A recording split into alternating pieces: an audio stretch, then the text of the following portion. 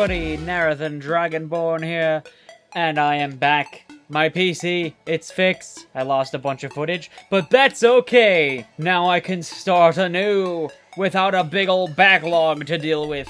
And what we're starting with, firstly, is this.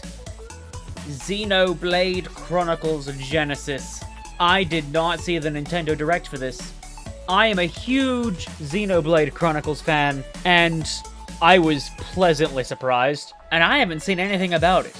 Now, before I talk too much about this and make this a long intro, let's get into it! Yahoo! Here we go. Here we go, it's happening.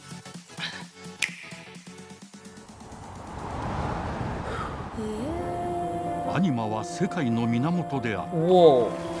What the flame?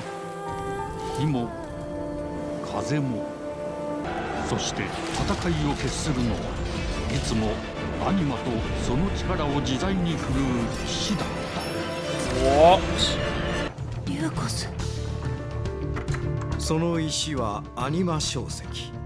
騎士の力を増幅させるだけでなく、そのものの行動や思いも刻みます。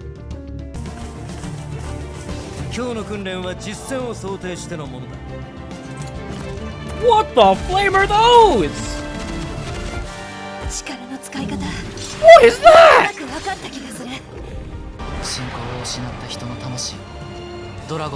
Dragon! Oh, that's a beautiful dragon. Oh my. ここは6つの太陽に照らし出された。 What the flame? Whoa! 人々は知ることになる。破れた神の恨みが未だ晴らされてはいないこと。What the flame?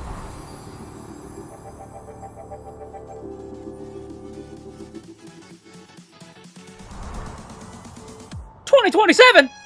We need to go back and look through this. Oh my gosh. I was not expecting it to be in Japanese, so that really caught me off guard. Because, like, I know that the Xenoblade Chronicles games all have, like, Japanese versions, but I use the English audio, and I've only ever used the English audio. Okay, so anima was the source of all things.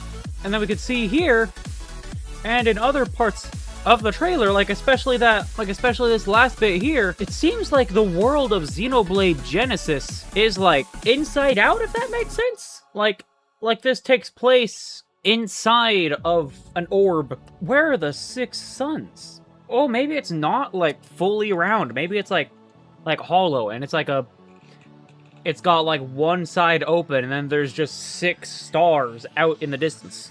Hold on, wait. We can see down in the bottom left. There's land down there. So maybe it is round. Maybe it is round and these are just like in the middle. But why are there just 6 glowy balls in the center of a bigger ball full of water and land? This is very interesting. This is very interesting.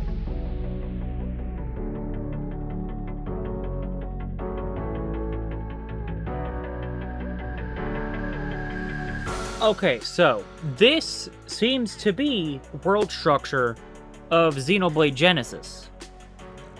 And that's very interesting. Why is it like this? Hold on, anima was mentioned a bunch. Perhaps these hextuple suns in the middle, perhaps they're sources of anima. Hold on, what was this thing? This thing. An anima crystone.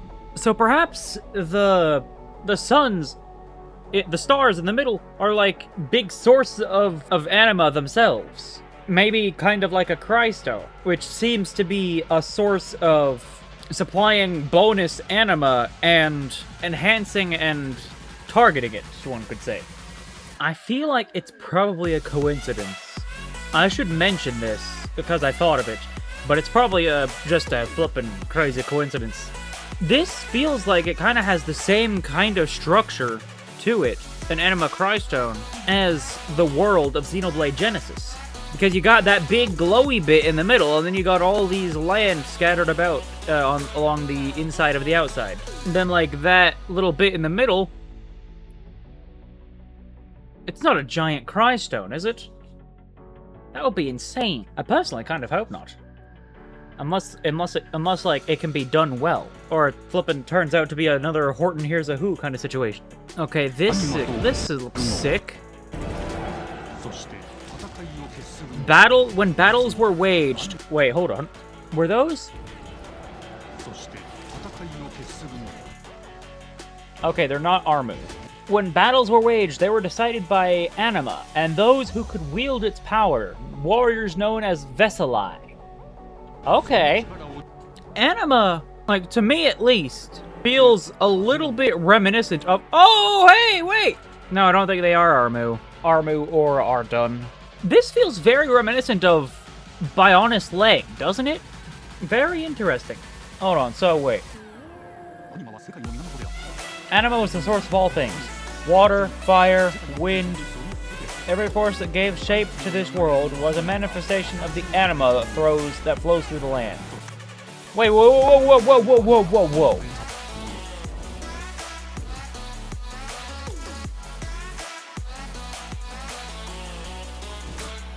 There's only 5 there.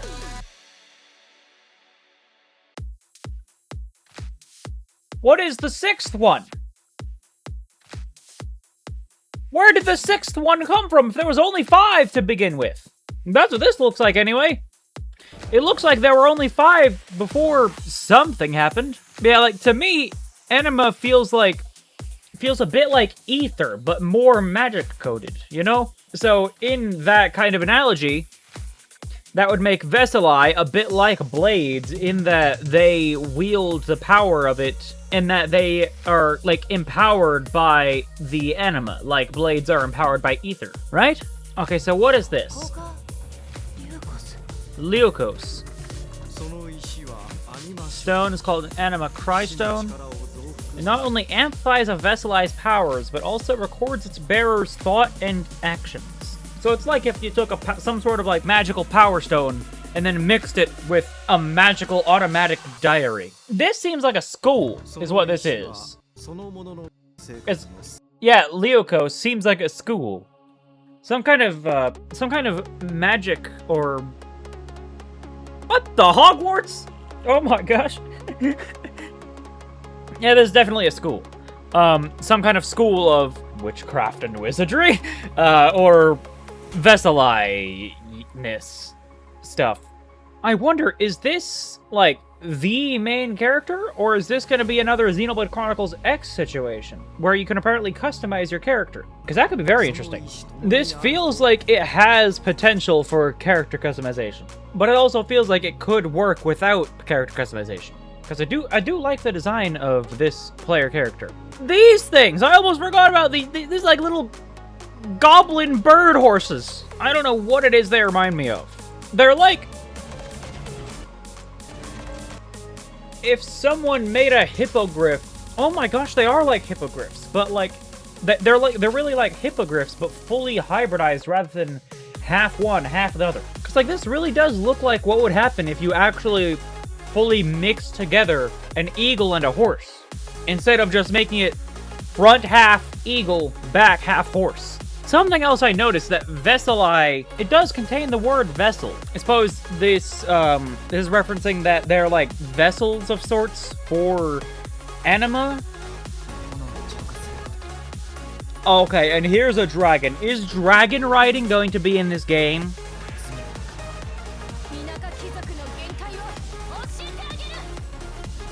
Okay, some sort of very angry rival of sorts. So I suppose that means that the main character, or seemingly the main character, is a noble, and she is not. And she doesn't need a cry stone. Interesting. What was that? Was she just using like a bunch of fire?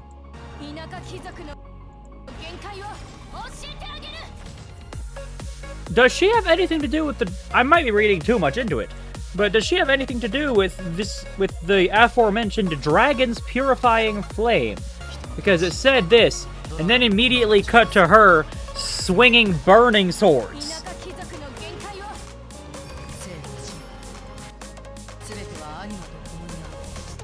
Ooh, the flame. Oh! I also just registered. They've all got pointed ears. They're all like... They all seem to be like elvish in some way. Most of them anyway. There's like the elvish pointed eared ones. And then there's the rounded ears ones. Like, more like humans. Whatever could that mean? Oh, this is her from later in the thing. This is the girl with the fire.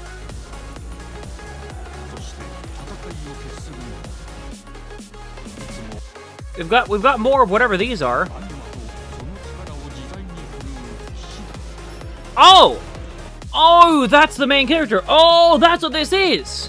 Like, here we got a war zone, but then this isn't a cut to elsewhere on the war zone, as it, like, seemed at first. This is a cut to seemingly some kind of school-mandated duel of sorts. Or, like, school-supervised duel. Because then you see all these other students off to the side. This blade's honor. What? So that's the sword, or something that... Yeah, so this so that blade has some kind of... Oh! I never even... It's a good thing I'm doing this in-depth look into this trailer, because I didn't even realize he drops it, it shrinks to fit into this, and then it, like, changes shape entirely. I might be looking too deep into it again, but that looks like Neuma's Monado right there. That looks like Neuma's Monado. Could there be a connection? Every aspect of your life at Leokos, academic and otherwise, will be intertwined with that stone. Yeah, this kind of reminded me of something I was gonna say earlier. Like, it seems a bit like not only a way to, like, empower their students, but also keep track of them, kind of. It feels like it could potentially be setting up a kind of twist or something where we have to learn to use our powers without the Crystone so that we can't be tracked by the Academy or something like that. Is this going to be like a big open world one kind of thing? Kind of like Xenoblade Chronicles 3 has? Or Xenoblade X, I think? Because I think Xenoblade Chronicles... What the flame is that?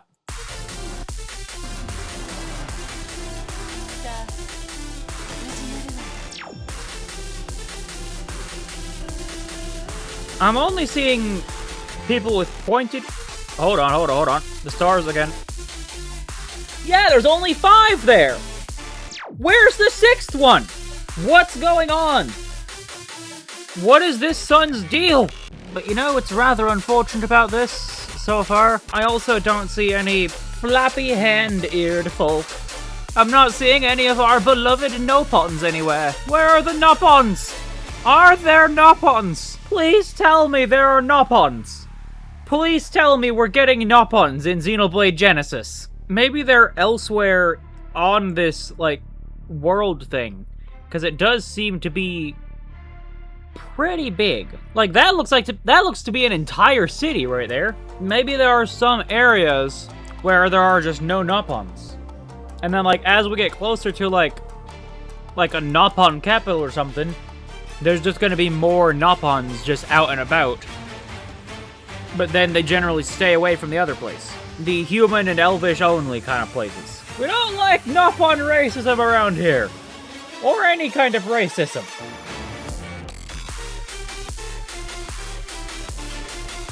Oh, right. I almost forgot. This looks sick. What is this? Oh my gosh, imagine that there's gonna be a Nopon Archsage in this game, and then just we show up. What the heck are you? You're a little fluff ball with hand ears. Because we got no clue what a Nopon is. Ooh, look at the faceted texture of the title here, the logo. Oh, it is like all just crystalline stuff, isn't it? Like these prismatic glows and shards. That's really cool. But how, if it will this tie into the rest of Xenoblade? So, that's all crazy. I'm excited for Genesis already. But now we're gonna jump into this. There are also new outfit designs for This! Pyra and Mythra.